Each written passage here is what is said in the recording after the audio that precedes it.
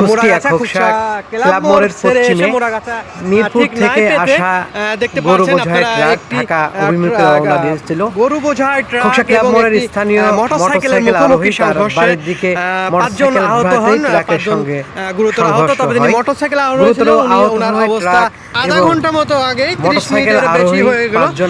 Motorcycle এবং চিকিৎসা নেন।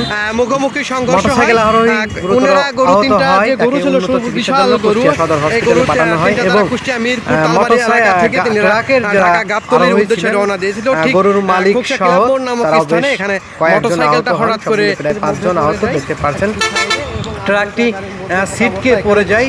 ট্রাকের মধ্যে 3টি সুবিশাল দেহের অধিকারী 3টি গরু ছিল, যার দুজনের নাম রাজা এবং বাদশা। আমি ক্যামেরায় রাজা এবং বাদশাকে দেখানোর চেষ্টা করব। খোকসা মুরাগাছা ক্লাব মোড়ের পশ্চিমে কিন্তু এই সড়ক দুর্ঘটনাটি ঘটে। দেখতে পাচ্ছেন ক্যামেরায় এই গরু, সুবিশাল দেহের গরু। এখানে খোকসা আইন শৃঙ্খলা বাহিনীর সদস্যরাও উপস্থিত রয়েছেন, নিয়ন্ত্রণের চেষ্টা করছেন।